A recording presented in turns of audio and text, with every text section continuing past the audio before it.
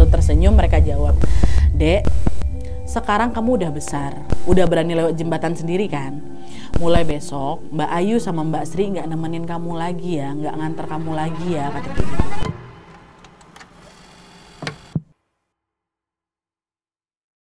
Hey, wassalamualaikum warahmatullahi wabarakatuh. Terima kasih sudah klik video ini. Di malam ini seperti biasa aku akan menemani kalian lagi dengan membawakan atau menceritakan satu kisah horor Wawa part 333. Kisah malam ini berkaitan sama yang aku tulis di judul tentunya, yaitu diantar. Satu kata sederhana tapi menyimpan cerita yang tidak sesederhana itu rupanya, Wak. Kadang kita tuh nggak sadar dalam hidup ini kita tuh kan memang sering kali diantar kan, diantar pergi, diantar pulang gitu, diantar menuju sesuatu yang mungkin belum kita pahami. Dan rasanya pasti tenang ya kan kalau ada yang nemenin perjalanan kita itu, apalagi kalau jalanan lagi sepi gitu. Tapi masalahnya, gimana kalau yang nganterin kita ini ternyata bukan manusia? Masih terasa menyenangkan atau justru sebaliknya? Nah, kejadian inilah yang dialami sama Wawa dalam KHW yang mau aku ceritakan malam ini, Wak. Penasaran gimana kisah selengkapnya? Jadi tanpa berlama-lama kita langsung masuk aja ke ceritanya ya. Check it out.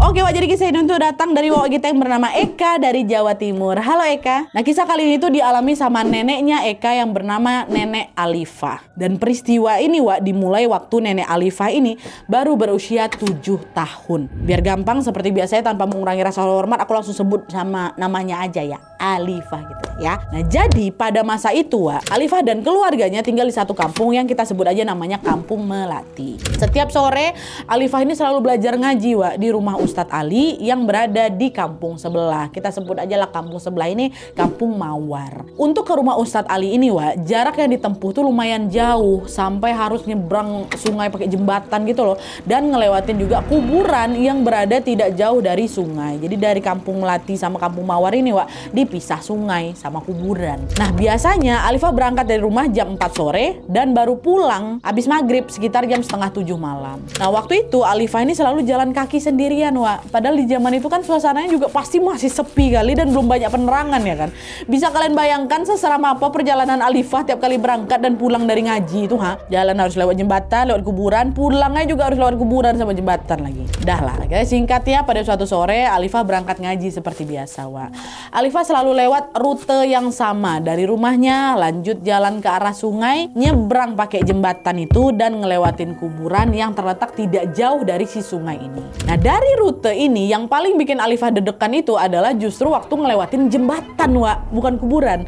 Kenapa? Karena jembatan itu terbuat dari kayu yang udah tua kali dan juga ada beberapa bagian yang lapuk gitu. Alifah harus ekstra hati-hati biar nggak kepleset, apalagi kalau habis hujan jembatannya licin kan, dan arus sungai di bawah pasti deras sekali. Nah, sore itu pas nyampe di jembatan mau nyebrang nih, Alifah ngelihat ada dua perempuan muda usia sekitar 16 tahun gitulah lagi berdiri di ujung jembatan yang satunya di seberang. Perempuan yang pertama rambutnya pendek terurai sebahu, sedangkan perempuan yang kedua berambut panjang, Wak, dan dikepang dua gitu rambutnya. Wajah mereka dari jauh udah kelihatan cantik gitu. Tapi Alifah nggak kenal, Wak, siapa mereka berdua ini. Mungkin warga Kampung Mawar, warga kampung sebelah, pikir si Alifah. Awalnya Alifah cuma cuek aja. Dia lanjutlah itu jalan nyebrangin si jembatan itu. Tapi di tengah jalan pas nengok ke kedua perempuan tadi, ternyata mereka juga sama-sama lagi ngeliatin si Alifah. Jadi mereka ini macam nungguin si Alifah nyebrang jembatan gitu loh, Wak. Bukan nyebrang, jadi kayak mereka nunggu si Alifah gitu loh. Dan pas si Alifah sampai di ujung, dua perempuan itu bilang, "Dek, kamu sendirian kah? Bahaya loh nyebrang jembatan sendirian kayak gitu. Kamu nggak apa-apa," kata si perempuan ini.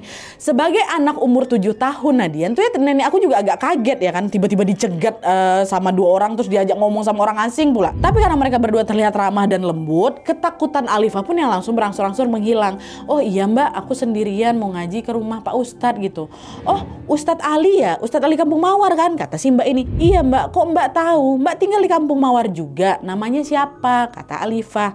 "Oh iya, tahu aku. Saya Ayu, ini teman saya namanya Sri gitu. Kami kerja jadi pembantu di kampung ini, Dek. Kamu namanya siapa?" kata mereka. "Oh, aku Alifah Kak, Mbak," gitu. "Alifah tiap hari lewat jembatan ini?"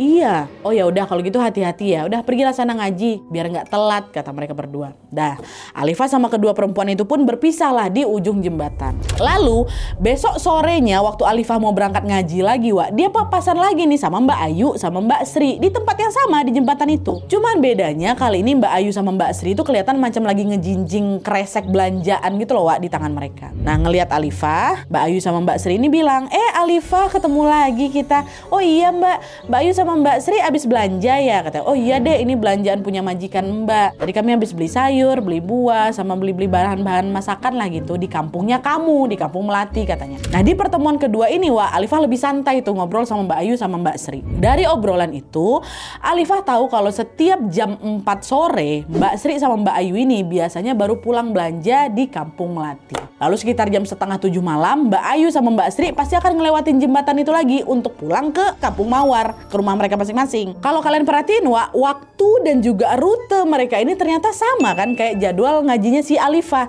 Jam 4 sore pas Mbak Ayu sama Mbak Sri ini pulang belanja, di saat yang sama Alifah ini juga baru berangkat dari Kampung Melati menuju ke rumah Ustadz Ali yang ada di Kampung Mawar, ya kan? Begitu juga jam setengah 7 malam waktu Mbak berdua ini pulang kerja, Alifah juga lagi jalan kan, habis pulang ngaji, ya kan? Alhasil tiap hari di jam yang sama mereka ini selalu papasan Wak di jembatan itu. Sejak ketemu sama Mbak Ayu dan Mbak Sri, Alifah udah nggak pernah takut lagi ngelewatin jembatan itu. Sekarang tiap kali berangkat dan tiap kali dia pulang ngaji, Alifah itu selalu ditemenin sama mereka Wak. Alifah tuh sampai nganggap Mbak Ayu sama Mbak Sri ini macam kakaknya sendiri gitu loh Wak. Saking seringnya mereka ketemu, ditemenin, diantar juga sampai ujung jembatan. Bahkan kalau lagi berantem sama keluarga di rumah nih Wak, Alifah bakal nemuin mereka loh di jembatan itu buat curhat. Dan selama itu mereka juga ketemunya di jembatan aja Wak. Sebenarnya Alifah nih pengen kali main ke rumahnya Mbak Sri atau ke rumahnya Mbak Ayu, tapi memang belum sempat aja. Interaksi antara mereka bertiga pun terus berlanjut hingga bertahun-tahun kemudian Wak. Sampai akhirnya waktu Alifah berusia 13 tahun, setelah kurang lebih 6 tahun mereka berkawan tuh, sebuah fakta mengerikan pun terungkap. Jadi ceritanya Wak, sore itu Alifah berangkat ngaji lagi seperti biasanya. Nah lalu di jembatan waktu Alifah ini ketemu sama Mbak Ayu dan Mbak Sri, mereka bilang, Dek, nanti pulangnya jangan kemalaman ya. Mbak Ayu sama Mbak Sri bakal tunggu kamu di sini, kata gitu. Oh, kenapa Mbak? Kan biasa juga tiap malam kita ketemu di sini. Iya, tapi kadang-kadang kamu pulangnya kan kemalaman kan. Kamu kadang juga suka main dulu sama teman-teman. Nanti pokoknya habis ngaji langsung pulang ya, kata gitu.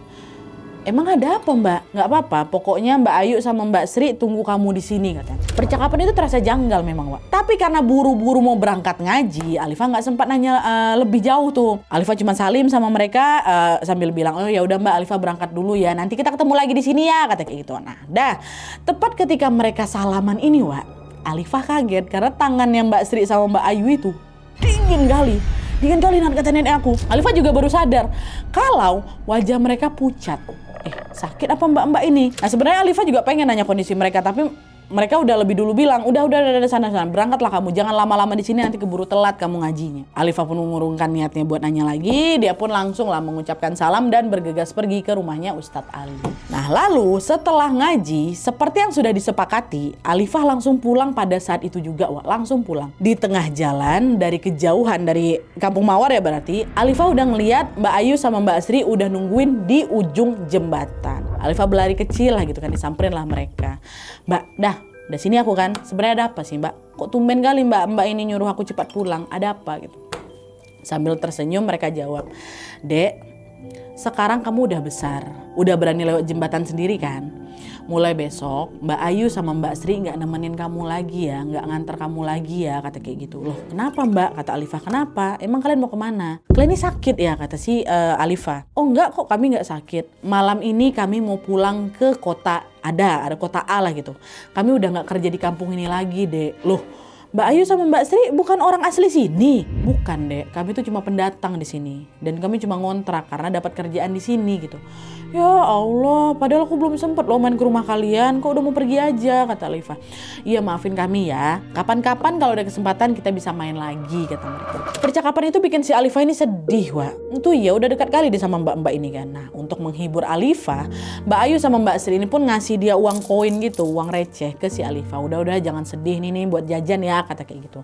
Alifah nerima uang itu memang, tapi dia masih sedih lah gitu kan. Mereka bilang lagi, "Dah yuk pulang yuk, ini bapak ibu kamu pasti udah nungguin kamu di rumah." Tanpa ngomong apa-apa, Alifah langsung ngegandeng lah kedua tangan Mbak itu, Mbak Sri di sebelah kiri, Mbak Ayu di sebelah kanan gitu. Mereka berjalan lah, itu betulan berjalan beriringan nyebrangin jembatan, Wak. Nah di momen itu, Alifah ngerasa tangannya mereka berdua tuh dingin, Wak, dingin. Ini mereka lagi sakit ini. Ditanya sama Alifah, "Mbak lagi sakit ya?" "Enggak kok, kami nggak sakit, mungkin nggak lagi kecapean dikit aja memang kan soalnya juga hari ini hari terakhir kerja," kata mereka. Dan setelah dengar jawaban itu, Alifah udah gak nanya apa-apa lagi. Mereka terus lah itu berjalan, diantarlah sama si berdua ini sampai tibalah di ujung jembatan Kampung Melati. Sebagai salam perpisahan, mereka sempat berpelukan waktu itu, Wak, berpelukan. Habis itu Alifah pamitlah pulang ke rumahnya. Nah setelah berpisah ini, Wak, Alifah gak bisa nahan rasa sedihnya. Nangis dari situ kan, dia nolehlah ke belakang untuk ngelihat Mbak Ayu dan Mbak Sri terakhir kalinya. Alifah pengen memandangi kedua mbaknya itu ya kan. Kan mereka udah mau balik ke kota itu. Tapi apa yang dia lihat malah mengejutkan. Kalian tahu? Pas Alifah nengok ke belakang, di saat yang sama Mbak Ayu sama Mbak Sri juga udah berjalan ke arah yang berlawanan. Otomatis yang kelihatan kan cuma punggung mereka berdua aja ya kan. Dan di situ Alifah ngelihat di punggung mereka ada lubang menganga sebesar piring, Wak. Organ dalamnya ada teburai keluar. Dan ada banyak kali belatung berjatuh dari lubang itu. Sejak dekat daripada. Astagfirullah, Sundel Bolong, kata Alifah kan. Saking kagetnya, Wak. Alifah tuh cuma bisa mematung dia. Dan yang bikin makin kaget, Wak, ternyata Mbak Ayu sama Mbak Sri itu nggak lagi berjalan ke arah pulang ya. Mereka malah nyebrangin jembatan dan berjalan ke arah kuburan dekat situ. Mereka astagfirullahaladzim, merinding aku, masuk ke sana, hilang gitu aja. Tepat setelah Mbak Ayu sama Mbak Sri itu udah nggak kelihatan lagi, pingsan Alifah di situ. Pingsan langsung nenek aku. Baru sekitar jam 8 malam, Wak, Alifah yang masih pingsan ini akhirnya ditemukan sama Pak D-nya yang kebetulan lewat di sana juga. Alifah langsung digendong, dibawa pulang lah ini ya kan. Nah sesampainya di rumah, orang-orang pun berusaha menyadarkan si Alifah. Lalu pas Alifah ini sadar, dia kelihatan linglung, Wak, sampai nggak bisa diajak ngomong waktu itu, linglung dia. Gitu kan. Alifah cuma diam aja sambil memperhatikan beberapa batu kerikil yang tiba-tiba muncul di genggaman tangannya. Kerikil. Dan setelah mencerna apa yang terjadi, Wak, barulah Alifah sadar di situ kalau batu-batu kerikil itu adalah tadi uang pemberian Mbak Ayu sama Mbak Sri. Uangnya berubah jadi batu kerikil, Wak. Barulah macam dia kayak teringat apa yang dia tengok itu, Sambil menangis, Alifah pun menceritakan kejadian mengerikan yang baru aja dialami itu ke orang rumah. Dengar ceritanya Alifah, keluarga langsung geger di situ. Karena selama ini memang si Alifah ini sering cerita sama orang rumah kalau dia lagi dekat sama dua perempuan namanya Mbak Ayu sama Mbak Sri. Tapi siapa sangka kalau mereka berdua ternyata sundel bolong, Wak. Sundel bolong. Alifah dekat sama mereka tuh bertahun-tahun loh, Wak, ya. Bukan sehari dua hari, bertahun-tahun, 6 tahun. Dan selama ini baik-baik aja. Makanya keluarga juga heran kenapa Mbak Ayu sama Mbak Sri ini baru menunjukkan wujud aslinya itu sekarang di tahun ini. Penasaran lah mereka ya kan. Tapi untungnya di malam itu juga, Wak, mereka langsung dapat jawabannya. Karena malam itu pas Alifah ini lagi bersih-bersih di kamar mandi, Wak, ketahuan lah kalau Alifah ternyata lagi datang bulan. Dan itu datang bulan pertamanya. Sejak malam itu Alifah resmi udah akil balik. Mungkin dulu Mbak Sri sama Mbak Ayu itu datang karena Alifah tuh masih kecil ya kan. Mereka nggak tega nih ngelihat anak kecil nyebrang jembatan sendirian. Mereka datang untuk nganterin Alifah. Terus sekarang setelah Alifah beranjak besar, gede, mungkin Mbak Ayu sama Mbak Sri ngerasa oh Alifah sudah bisa nih dilepas sendiri. Dan sejak malam itu Alifah udah gak pernah lagi ketemu sama mereka, Wak. Sama sekali gak pernah. Sampai sekarang pun Alifah gak akan pernah bisa ngelupain kejadian itu, Wak. Walaupun berakhir menyeramkan, tapi di dalam hatinya Alifah selalu mengenang Mbak Sri dan Mbak Ayu sebagai sosok yang baik. Astagfirullah, sundel bolong 6 tahun. 6 tahun, Wak. Ya Allah, kayak mana lah itu persepsi Alifah ya. Oke, Wak, jadi itu tadi kisah nenek Alifah yang selama bertahun-tahun ternyata diantar sama dua kakak yang bukan manusia ya kan, Mbak Ayu sama Mbak Sri.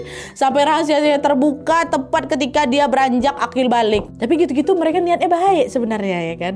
Baik. Alifah jadi nggak takut lagi ditemanin sama 2 orang dewasa. Kalian pernah nggak punya pengalaman horor soal diantar atau mengantar ini? Boleh tulis pengalaman kalian di kolom komentar di bawah. Atau kalau terlalu panjang kirim aja ke kisah horor wawa@gmail.com ya. Oke, jadi sekian dulu videonya. Terima kasih banyak yang sudah menonton. Kalau kalian suka video ini, klik like-nya. Jangan lupa komen di bawah gede dan saran-saran untuk selanjutnya. Jangan lupa nyalain notifikasi ya supaya kalian tahu kalau aku upload video baru. And as always, jangan lupa untuk klik tombol subscribe supaya kalian sama-sama tahu informasi menarik dan menegangkan dari channel aku.